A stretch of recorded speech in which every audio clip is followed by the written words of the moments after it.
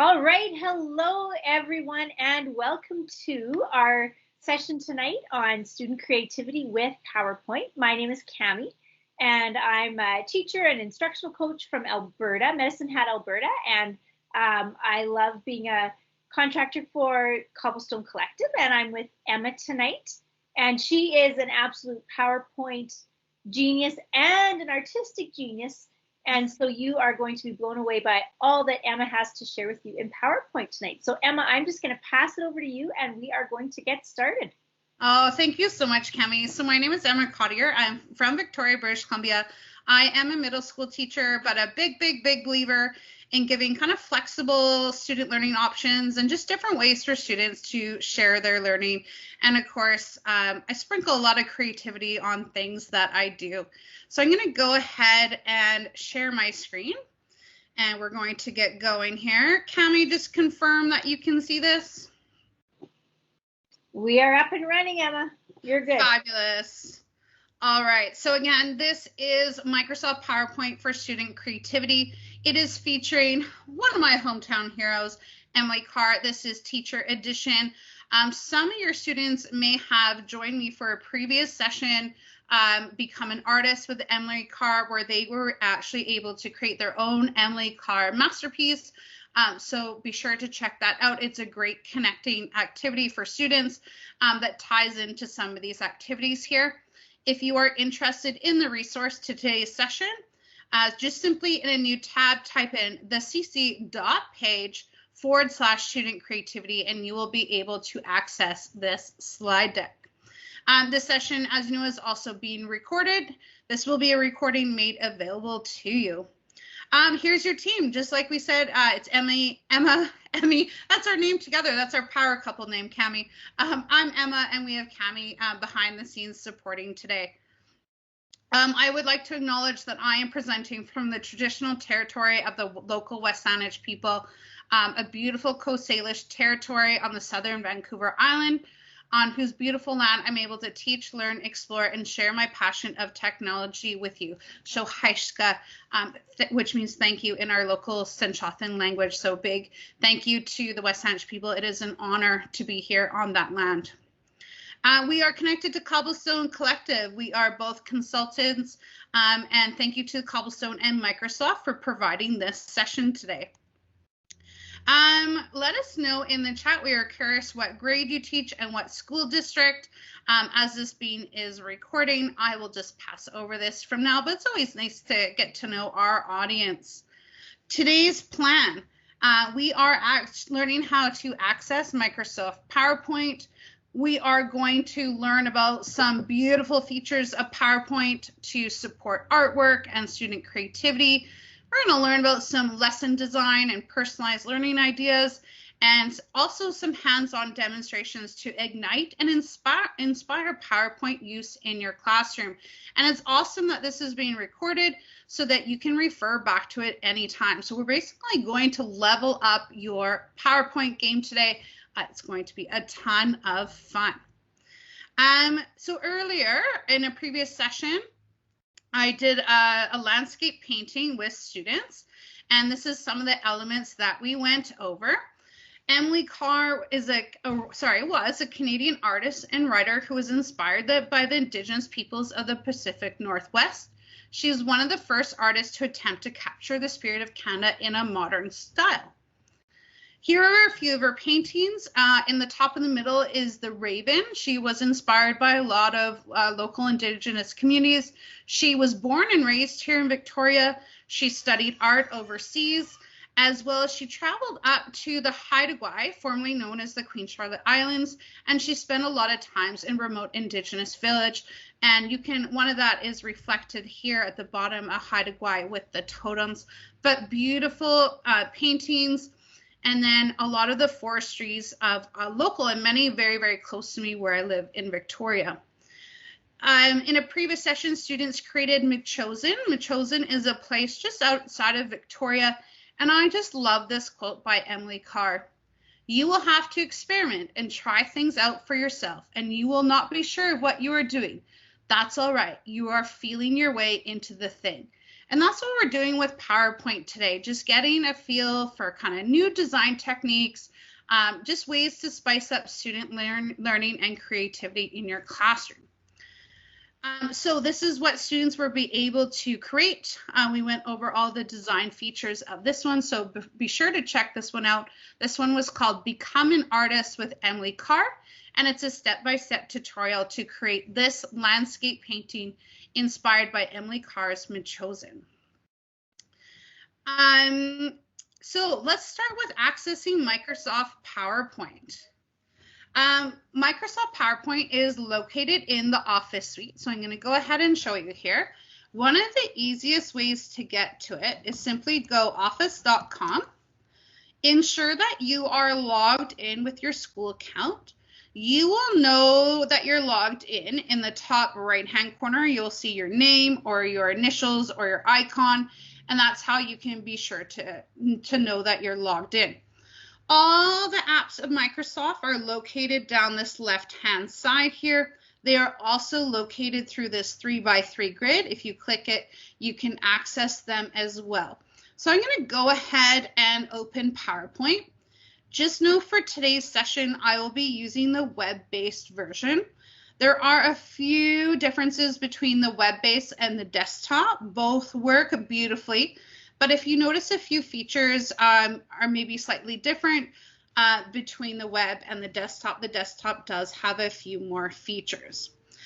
So if I was creating a new presentation, I would click this plus sign and it would open up here. So that's where you would access Microsoft PowerPoint. And I want to just go over navigating PowerPoint a little bit, and I'm going to do it through here. But I've left this handy little image for you to check out. The big thing with PowerPoints is the headings across the top. File is any of your saving, exporting. Home would be your fonts, your slide layouts. Anytime you're adding content, you're going to be using that insert menu. There's lots of great things that I'm going to be showing you shortly with that.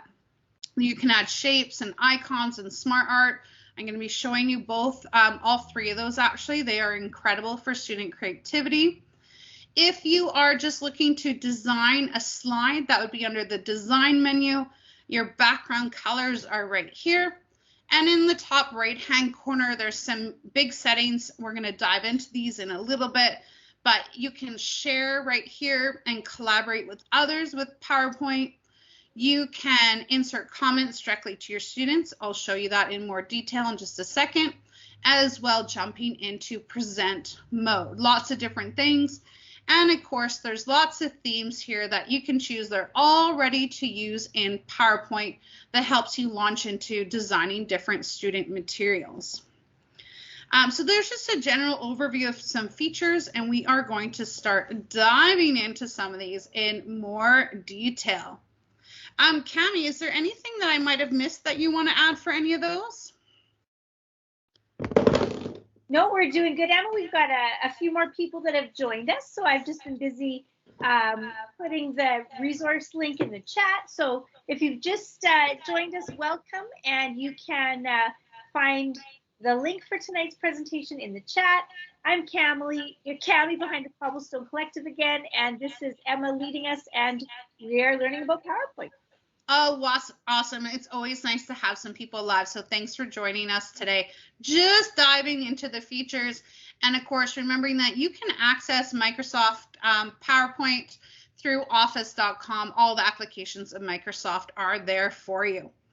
I have to tell you about the insert menu in PowerPoint. So many cool things to add in there. So if you're in PowerPoint and you have your kind of blank slides here, under the insert menu, tons of cool things. I'm just going to go over them really quickly. You can insert tables directly. You just simply would drag over to select the table size you would like. Under pictures, you are able to insert directly from your device, directly from your OneDrive. There's stock images that you can insert directly, as well as Bing, which would be like your Google search. Shapes are awesome for creating graphic organizers. I'm going to show you how to use them creatively in just a bit. But you can create some awesome graphic organizers. I even use geometric art with them, so lots you can do. Under icons, there is 5 categories. So there's images that are ready to use, and all these you should know are Creative Commons, which means they're copyright free. You don't have to worry about accidentally using something that's copyright. If you search directly within PowerPoint, they are all safe and free to use. Icons are great little accents for any of your designs. They always come in a solid and an outline. You have transparent people, which means if you added them, there wouldn't be any backgrounds around them. Stickers are lots of fun, especially if you have little learners. And illustrations is actually what we used a lot in our previous session when we were creating our Emily Carr inspired landscape. So lots of really great things. There is the smart art, which we're going to dive into shortly. Text box is just adding text. And if you wanted to link a video like from YouTube or maybe Screencastify, you can do that through here as well. So a lot of powerful tools under that insert menu. I'm going to dive into, so these are just a list of the icons in more detail, just a little way to organize it for you. But like I said, images, icons, cutout people, illustrations, tons of things that you can add under that icon. This smart art is awesome for graphic organizers, storyboards, timelines. I'm going to be demonstrating those in the presentation today. But that smart art is a way to just quickly set things up for students, and then they can go ahead and add their information with whatever subject you may do it, whether it's Emily Carr, whether it's another artist, even whether it's math. Lots of really easy to use ways to organize information. I want to dive into inserting videos. I will be choosing an Emily Carr for this one because it's my theme today, but I want to show you just a really fun way of doing it.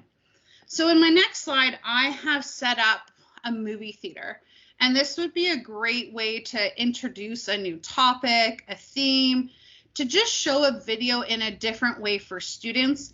I also love inserting videos directly in PowerPoint because it does take away some of those ads and also the prompts of like, watch this video next. So inserting videos directly in PowerPoint can be a lot safer for your learners, and then it keeps them all in one place. Cami, what do you think? Are you ready for a demonstration?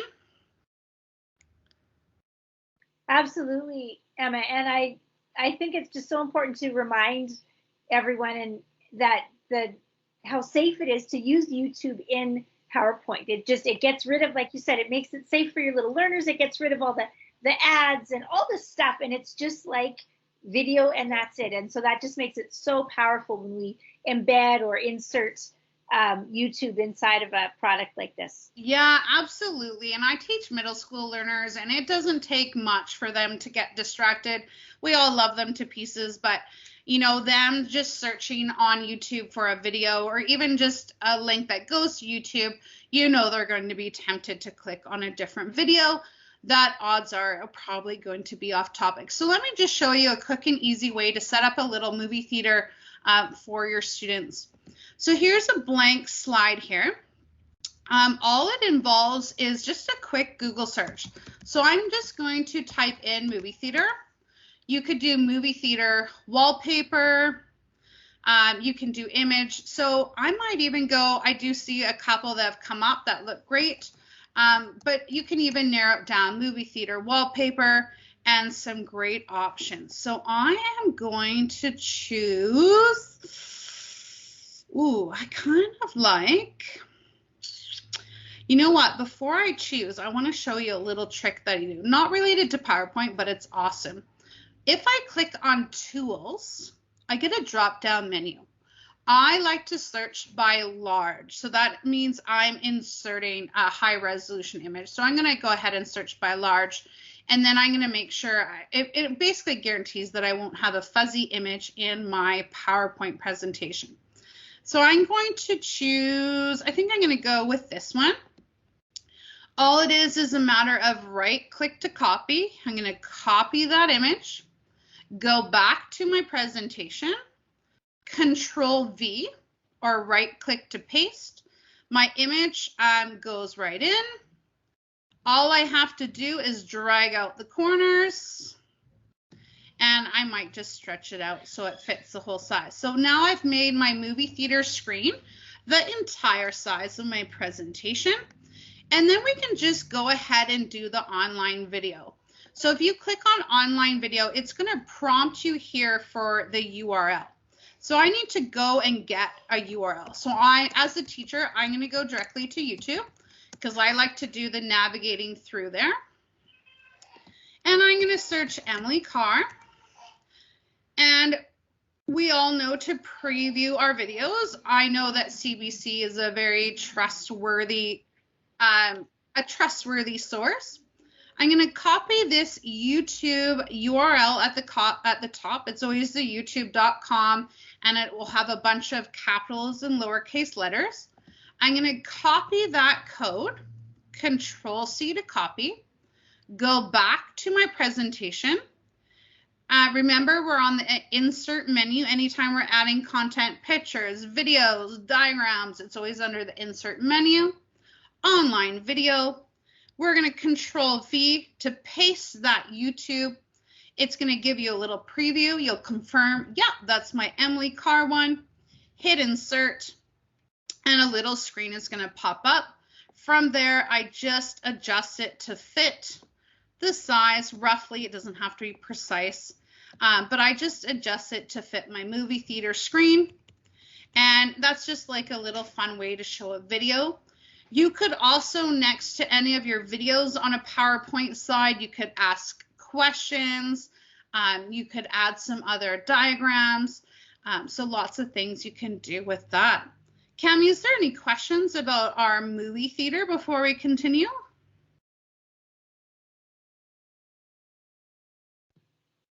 Sorry, my mute button's sticky tonight. No questions, Emily Carr, Emma. No questions tonight, Emma. But we should also just remind everyone once again that I'm over here in the chat. And if you have questions, if Emma went too fast, you want to see something again, you said, how did she do that? Where do I find this? Just pop those questions in the chat, and I'm over here answering those for you. Yeah, and I'm happy to answer any questions at any time. Just so far, I just want to do a little Emily Carr check-in in the chat. Maybe, Cami, you can let me know. Is there anything that's kind of like piqued your interest so far that you're like, ooh, I'm going to try it out? Maybe it's a smart art. Maybe it's the pictures. Maybe it's making a little movie theater. Maybe inserting a video, because you could put a video and then put a question beside it for your students to answer. Lots of things you can do with that. Anything got you intrigued for student learning, and maybe it's not for this year, but maybe something to try out in the fall when we're back to school? Emma, I always find that folks are always impressed with the smart art. That's something that lots of people don't really know about, so that might be a good choice. And we're gonna, the smart art. I think once and I'm going to do some demos with the smart art, but I think once people see it in action, it's going to blow your mind. So let's power through. Let's go through some specific lesson ideas and inspiration that you can do. My first idea is rubrics. When we think of PowerPoint, we may not always think of assessment. And so what I do is I create tables. A lot of the time, I like to be really transparent about how I'm grading and assessing students. In BC, we actually do not have letter grades until later on in high school now. So I teach grades 6, 7, and 8, and we mark them or assess them on a proficiency scale now. So in order to be proficient, I would outline certain criteria. So PowerPoint is great for that. And this is a great rubric. If any of your students did join my Become an Artist lesson, there is a rubric that you could use for that if they were able to create that painting. So really quickly, I always like to demo what that might look like. So under the insert menu, because we are adding content, I am going to create a table. I'm going to make it a 4 by 4 table. And it's just simply a matter of then adding your headings. So we have proficient, developing, whoops, I got to bump them over one. I'm going to put proficient over in this cell. And you can arrow over between the cells. So proficient, developing, and emerging are our 3 main ones. We also have extending, which would demonstrate understanding beyond grade level. And maybe I want to assess them on a color scheme, maybe design elements, and maybe overall quality of landscape, just some ideas. With your table, and you'll notice as soon as you create something in PowerPoint, you're always going to have this next thing come up. If you insert a shape, it's going to say shape here. If you insert an icon or a smart art, it's going to say graphics. I'm inserting a table, so it says table.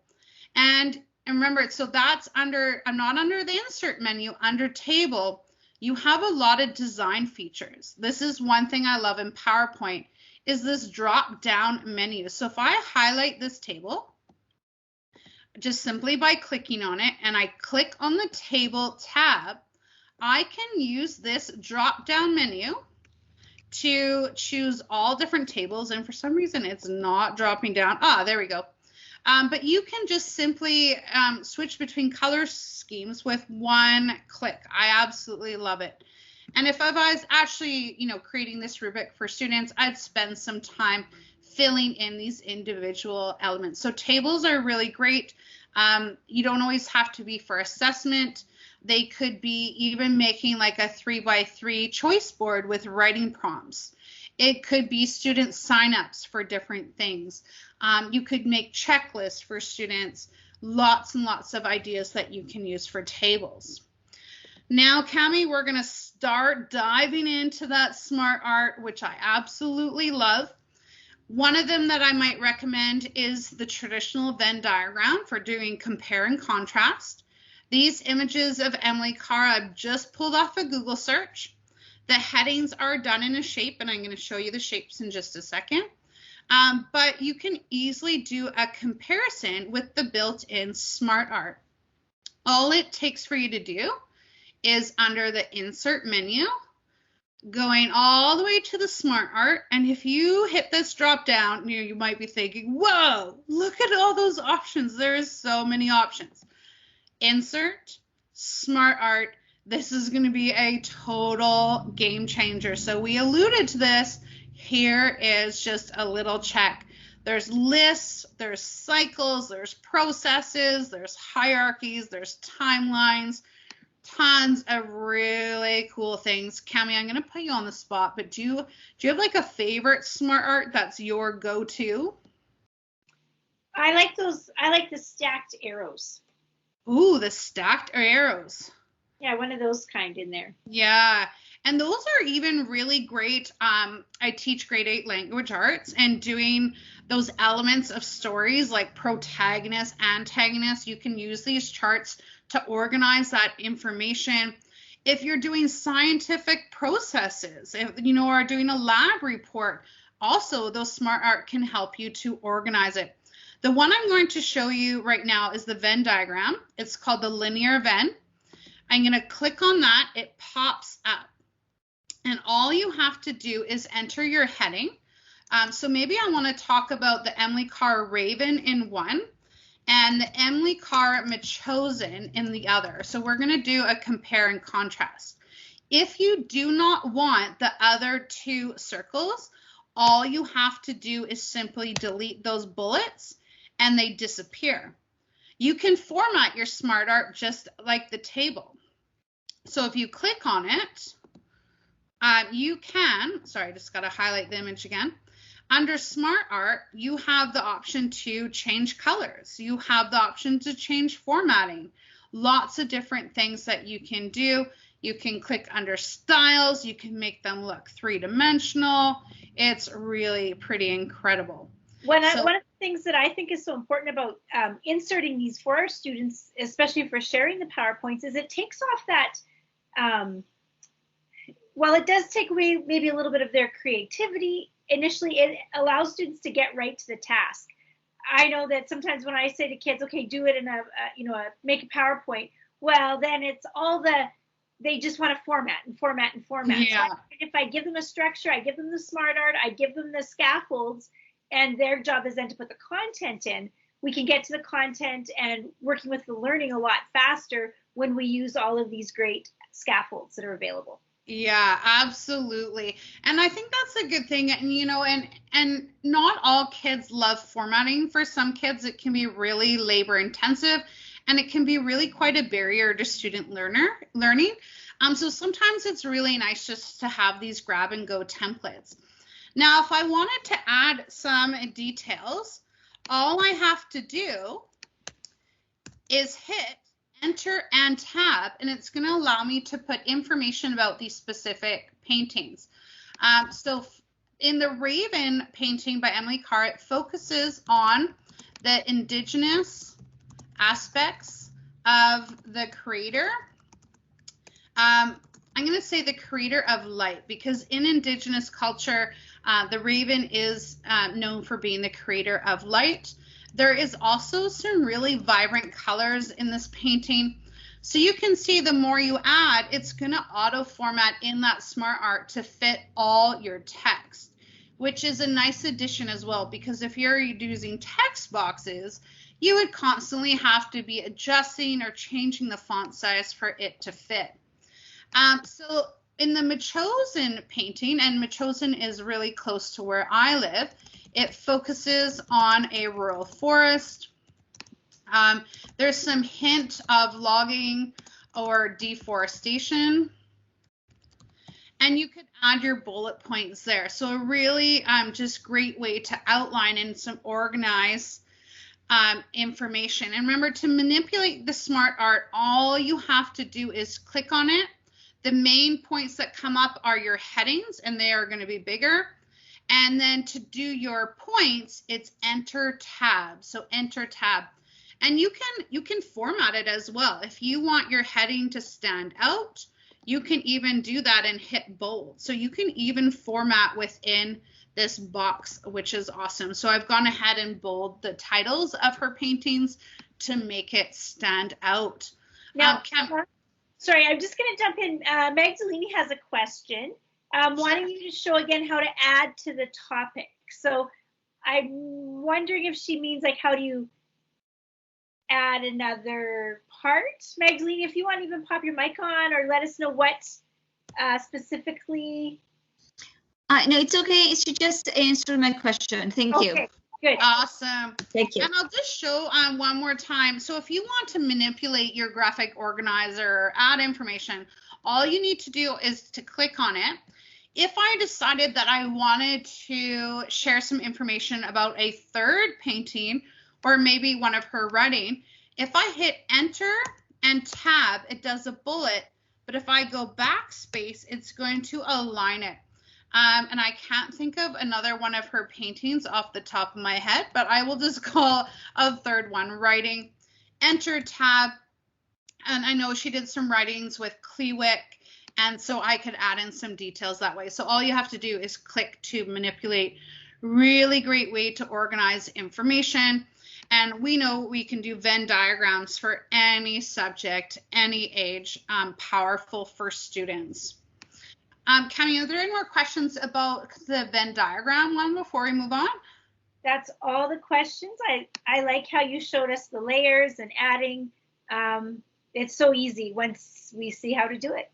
And you know what's awesome? Even when you're done, you can just drag the corners and then make it to fit your web, which again is a huge advantage, because in other similar products, you would have to manually manipulate each of your different shapes. So really nice feature how you can just drag the corners, make it bigger, make it smaller.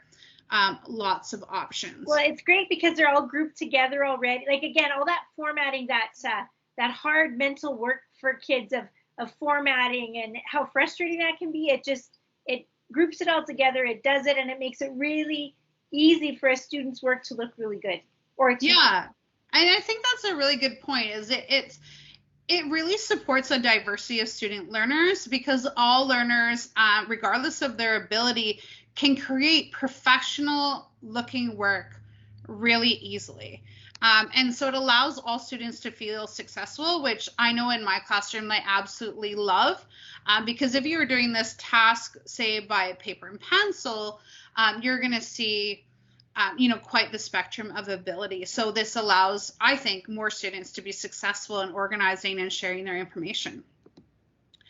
Timeline, another smart art, another brilliance of smart art. It works great for artists like Emily Carr. It could be used in social studies. It could be used when you're talking about explorers. It could even just be a personal timeline that students could create about their own lives. And I love this feature as well. So this one, just a really quick demo. It's under the insert menu, smart art. And it's under the timeline section, and there's quite a few timelines to choose. The one I went is the first one. So you just click basic timeline. It works very much the same as the Venn diagram. You would have, I would put in the year, so I would go with 1871. And then Emily Carr was born in Victoria, British Columbia. And when you click outside, sorry about the typing here, it will automatically pop that into your timeline. Like, how easy was that? Again, to manipulate, just simply click on it. You would add your next thing. And I'm just going to show you really quickly. I'm just going to put in some random years. So I'm sorry, Emily Carr, these all aren't always going to be accurate here. Maybe 1890, and she did some writing. And then if you hit enter and tab, you can add more years. So maybe 1892. So you can continually add to these timelines. Like, you can make them as big or as small as you would like. And then just like the Venn diagrams, you can stretch them out to fit the space on any given slide. If you select the entire thing and click on Smart Art, you can adjust the colors. So if you want maybe a blue color scheme, really easy to change around those things. So timeline, if you're doing artists, like I said, social studies. Question for you here. Does it put when you type in the dates, does it automatically put the dates in the order? Automatically, like it numerically selects? Or could you mix up the dates, or if you had words in there, for example, instead of dates, would it like that? I don't think it would rearrange it for you, but we'll just do this we'll just answer the question right now. So if I put 1892 there, yeah, it's just going to put it second. So it doesn't rearrange, but you could certainly put a word. It doesn't have to be a year. Right. They can be words or numbers. Makes it so much more flexible. Yeah, and like I said, I mean, any applications to any subjects. If you had younger learners, you could just keep it to maybe 3 things on a timeline. If you were teaching secondary, I mean, you could even have 12 items on this timeline. I use timelines a lot for novel studies to check their understanding. In grade 8, I asked them to do about 10. So sequencing that events is, of course, a very important topic in language arts, and these timelines are a perfect way. Okay, let's read this novel together, or an independent novel study. Can you please make me a timeline, 10 events? And it's just a quick and easy way for you to just check their comprehension and understanding on any novel. Yeah, awesome. So that's the timeline. Cami, is there any other questions about the timeline? You've answered them all. Oh, wonderful. If you are kind of like me and you sometimes don't always like to be told where to put what, and that's okay, you could create similar things just using the shapes. I'm just going to go ahead and insert a blank slide here. I'm going to do a new blank slide so I could just show you. You can even create your own. So these are some examples of different shapes you can use. These are like a banner, a rounded rectangle. These are chevrons. You can combine shapes to communicate ideas as well. Some students might like a little more flexibility, but I'll just show you really quickly another way of doing a timeline is back to the insert menu under shapes. And there's lots of different things in here, but flowcharts will connect to each other really nicely. I'm going to see which one I want to do. You could do, I'm going to show you about call-outs later. I'm going to go ahead and do the chevron, which is actually under the block arrows. So I'm going to do a chevron, drag it out. And this is a magical keyboard hack that you are going to love. Control D. Control D copies duplicates. I shouldn't say copy it, duplicates. Control D is going to change your mind. So Control D, I've duplicated. I now have 4 chevrons.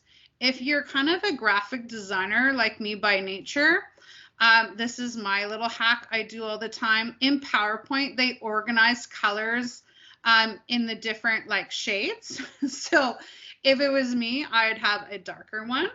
And then the next one over, I would go one lighter. And then the next one over, I would go one lighter. And the next one over, I would go even lighter. So that's just me being a graphic designer.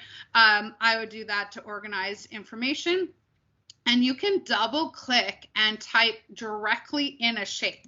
So maybe this is event number 1. I'm going to darken that text, or actually I'll make it white so that you can see it. And so students could even just pick out 4 main events. I'm just double clicking to add my text and event number 4. So a great, you could set up scientific procedures with the shapes. You could set up 4 main events from a novel. You could even set up 4 reflections about any activity that they do. But that was, again, the Control D to copy. And students, of course, love doing headings. If I go back, insert to the shapes, maybe I will add a banner. I think I'll go with this one. But you can use banners, are really great for headings.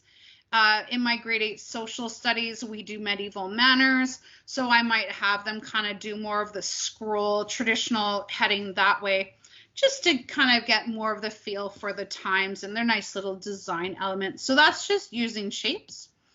I'm going to show those again, kind of in another couple different ways to use shapes as well.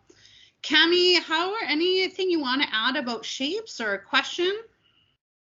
Well, one of the things that sometimes people wonder is why, when you click on the shape, does it come up brown? Oh, that's a really great question. In mine, it comes up brown because of the theme that I'm using. I'm using the Cobblestone Collective theme. But depending on the themes that you choose, and the themes are under the design here. So if you chose any one of these different themes, it would adjust your colors. So each kind of theme or template comes, you can see here the color bars. So those colors will naturally come up if you're using a template. That's a really good question. PowerPoint wants to make it really easy for us to create nice looking products. Yeah, so I'm using all Cobblestone Collective colors because they're built into this template that I'm presenting with. But if I went with a different theme, it would certainly adjust those colors for you. Like PowerPoint makes it very, very user friendly. But just because it gives you those colors, it doesn't mean you can't change it. So to change the color of this shape, all I have to do is select it with my cursor, click on shape, and I can make it any color that I want. Because I am kind of a graphic designer by nature, I might even do more fill colors and choose one of my own. I'm really into mint green these days, so I might do that. And the outlines here, So something like that would look really nice. I'm a big fan of mint green. Cami, really great questions. This was the artwork that students created in my Become an Artist graphic design session with PowerPoint. These are actually all illustrations built in, all created. The stumps are icons, but I even have my students use shapes. This is a rounded rectangle. I'll just show you here. I'll add another one.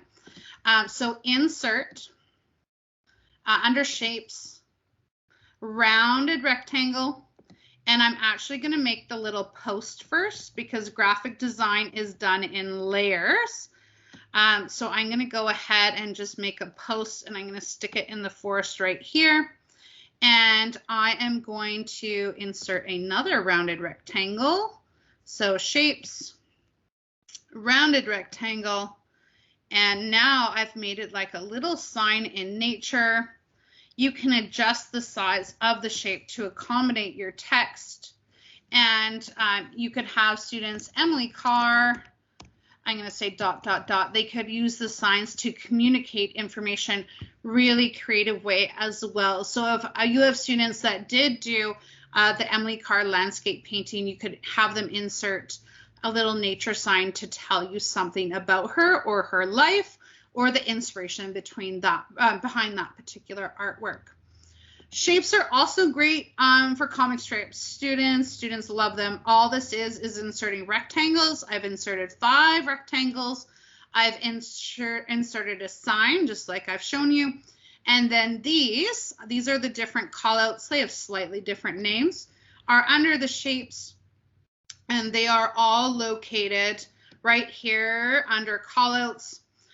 So rectangular call out, a rounded rectangle call out, a cloud. And so cloud being for thinking, and these other ones for, ideas or thoughts that are said out loud. So if I wanted to add one in, I would just click on it. It pops up, and you would format it under the shape. So if I wanted to look similar, I would give it a white fill. I think they have a black border. That one's pretty close to black. And you can even thicken the border down here under weight. And then you can drag this around. Students can click in it to enter their text. So you could have a little dialogue about Emily Carr. But comic strips are really fun to design, but also a really engaging way to share information. Yeah, Cami, any thoughts?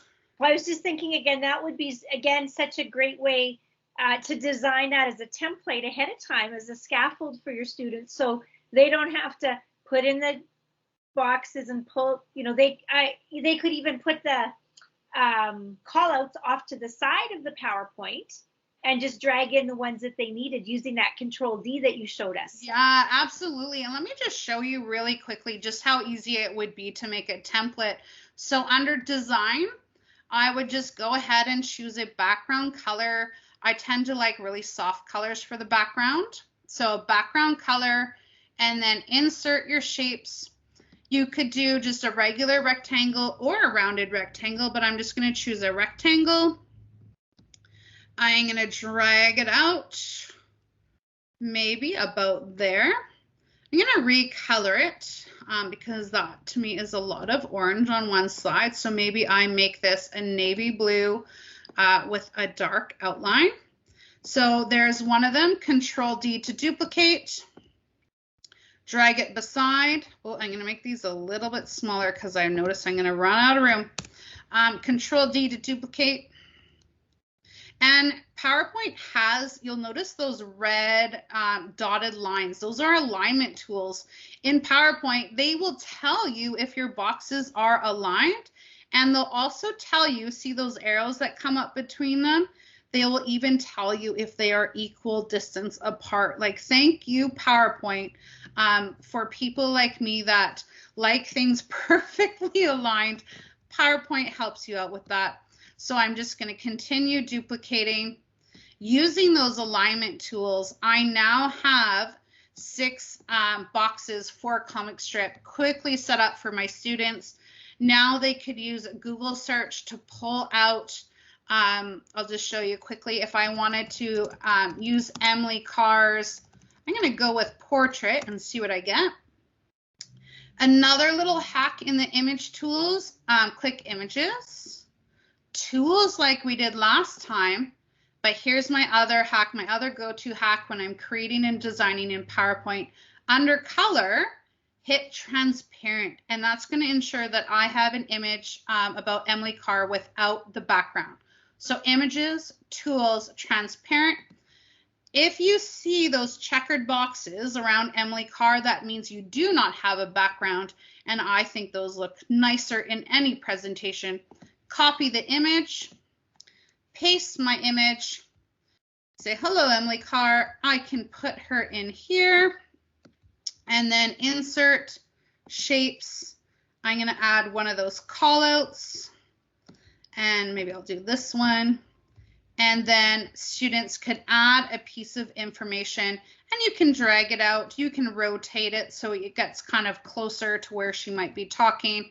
And of course, changing the color, but really easy to kind of set up comic strips. So Emma, let's take that one step further even and use the Control-D trick again, but this time show teachers how easy it would be to take that whole slide and duplicate that slide, maybe even 20 times for each of your students. Ooh, yes, Cami, I like the way you're thinking. On the left is a slide view. You can see all your different slides. If you were doing a class collaboration, I would assign one slide per student. I run down my class list like, Billy, you are number 1. Madison, you are number 2. I assign individual slide numbers, but all I have to do, there's 2 ways of doing it. Right click and duplicate slide, or Control-D will duplicate your slide. So really quickly, I can make, 25 or 30, however I need in the one presentation, assign each student a number, and boom, all your students are creating comic strips in the same document. But of course, you'll definitely need some conversations over playing in the sandbox nicely, because there's always those 1 or 2 students that are tempted to touch the work of others. So always have some conversations and maybe class agreements and understandings before you dive into a class collaboration. I think that's so important to, as we teach that digital citizenship, but once they start to get it, what I love about this, Emma, is especially when if we're online learning or even if we're sitting in seats in our classrooms, if we want to do something really quick where the kids can see each other's ideas, and then as a teacher, I don't have to open 25 different click to in and out. I just go slide to slide, and especially if it's a quick idea, maybe just like a 5-minute brainstorm, they're all right there. We can show each other easy, and then as a teacher, I can just see everyone's work so easily. Yeah, and Cami, that's such a great point. And I find my students, when they see the work, they see my work all the time, of course, but when they see the work of other students, it motivates and inspires. And ideas, when someone likes your idea, to me, it's a compliment. And I always tell the students, if someone inspires you, you take that as a compliment. And so you will find, and I find this for my students, the more they see the others' work, the more it pushes them to take more risks, to try out new ideas, and just push their capabilities to new heights. I find that happens a lot. Well, and the other thing about being in PowerPoint is, say, Word document is PowerPoint, it's like they all have their own little space, their own little window. And it's kind of a little protected area. And yes, I know they can still come in, and there's always that student that wants to be that guy or that girl. But it's just, they kind of have these little houses that they can work in. And so it's kind of like their own space. It's really delineated. Yeah. And that helps as we're teaching that collaborative work as well.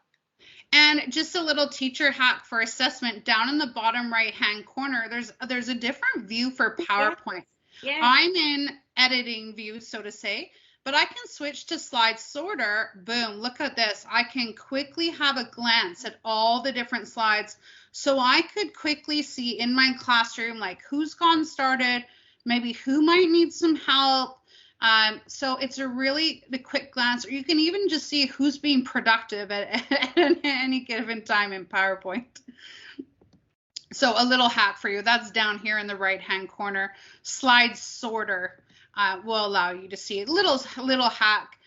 Or sometimes I'll just leave it on this because you can minimize it as well. Like you could change the percentage down to like 30%, and you could make it so you could see all your students on one screen. Now that we've had a little sneak peek into some more activities, I would love for you to type in the chat if you feel comfortable. Is there an idea that resonates with you and you're like, yeah, I want to do that with my students, or I want to give that a try? Let me know in the chat if there's one that you're like, yes, I want to maybe give that one a try.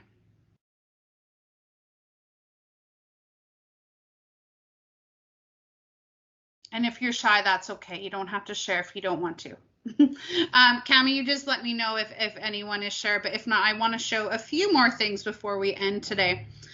The next one is comments. Students, they love hearing from you. And you can insert, so if a student shares a PowerPoint presentation with you, just make sure they set it where you can edit. Oh, thank you. All these ideas are great. Thank you. That's very sweet. You can insert comments, and all you have to do is click new, and I can tag Cami directly by hitting the @ sign. Let's see if Cami, you come up here. It's naturally pulling people in my school district, but I could say, Cami, I love the effort on this graphic design, because I always start with something that I love and something I like. And then I always add a way for them to improve. Maybe next time try exploring a couple more colors in your design. Something like that. I always say something that I really like that they've done, and maybe one thing to try out for next time. And then I would hit that, and that comment's going to be posted. And that's just some really great dialogue between you and that individual student. Now, if you're doing a class collaboration, keep in mind that all the students will be able to see the comments. So if I'm doing student collaborations and they're all in one document, I don't leave the personalized comments. But if it's just an individual student or a pair of students that have created a project together, I will drop those comments in for them. And depending on your school district, they might even be notified directly that you have left those comments in there. One way we can even build on the collaboration piece that we just looked at with all the students in the same slide is sometimes I take that the next step further, and I assign the kids either a slide above or a slide below, and then I give them a prompt, and then their job is to use that comment feature on the slide below them, and either, comment on like a star and a wish, or or some other, how what would you respond, like, something that is interactive with that slide. And I call that hack blogging, right? So it's like the student made their window, their slide, and then that's a really great, safe environment to start that commenting. Instead of being on live, on YouTube or in social media, this is a really good, safe way, because everyone sees it, the teacher sees it. Students can comment on each other's. And so that's kind of a safe, controlled environment to do that in. Yeah, and Cami, I love your suggestion of every student commenting one slide down. And of course, your student with the last slide would comment on the first slide. But that ensures that every student gets a comment. When you just let students comment, if you just say, oh, just pick one and comment, you're going to have slides with multiple comments and slides with no comments. And we know, different students are more fragile to not receiving comments than others. So I really like that strategy, Cami. One thing I do a lot in PowerPoint is I will take little screenshots or JPEGs. Each slide can be turned into a JPEG just by going File, Save As. Just keep in mind it does convert all of them to a JPEG, but if you're doing a class collaboration, that would automatically turn all 25 images or artwork or design into images. And then I sometimes open a new PowerPoint presentation and collect them all. So this was a previous kind of virtual paint night, I should say, that we did with Roy Henry Vickers. So little galleries are a great celebration. I want to mention there's a few more, but Slides Carnival and slidesgo.com are full of incredible templates that are ready to use. I'll quickly just show you Slides Carnival. And they have both PowerPoint and Google Slide presentations all ready for you to go. They are incredible. People have spent hours creating them. Like, there's tons that I love in here, but say if you wanted to do this one, you were doing an electricity unit or, you know, a brainstorm of ideas, all you have to do is click on it. Oh, and of course an ad comes up. See if I can exit out of it. There we go. So all you have to do is go to the preview and download it. Oh, maybe I'll do a different one. I trust me, they are really easy to use. I'm just been unlucky in my search today. You would preview it, go to preview and download. It's not cooperating with me. Just know this site is I've never had that issue before, but you just download them and they're ready to use in your Microsoft PowerPoint. So lots of really, really great templates there. Slides Carnival and slidesgo.com. There's thousands. Emma, I also threw in slidesmania.com. I think that Maria also does PowerPoint and slides as well, doesn't she? Yeah, it's Paula at SlideMania. Paula. Google or Slides is more her jam, but I think there might be some PowerPoints in there. I believe she has some PowerPoints in there as well. So lots of great things. PowerPoint also has, like I said before, under the design, there's lots of great built-in ones as well. And through Microsoft, if you even just Google search Microsoft PowerPoint, depending on your school's, I don't know what the word for it, like depending on their package with Microsoft or their system setup, they would have some more with you. Lastly, I just want to end with a few ideas if you wanted to connect PowerPoint and Teams. If you were working virtually with students, you could have them take turns sharing their screen to show their different artwork and designs and creations. I often use the chat for reflections. You could post a question, like what is something new you learned? And I like to have all the students wait, and then I count 3, 2, 1, and then they post all at the same time. And that kind of takes a little bit about the vulnerability out. If everyone's just posting at the same time, you give lots of time for people to respond, then you get some really quick reflections out of your students. And my students always love an opportunity to share a new trick or a new demo, something that they have learned. They always love to show a cool new thing that they've discovered in PowerPoint. And lastly is the student research. You could have students raise a hand in MS Teams to share an idea, to share a fun fact about Emily Carr or whatever topic you are doing. I and my Cami and myself are going to stick around for a few minutes for any questions. I am more than happy to demo anything that we have done today again, or if I can show you anything else. Some additional resources.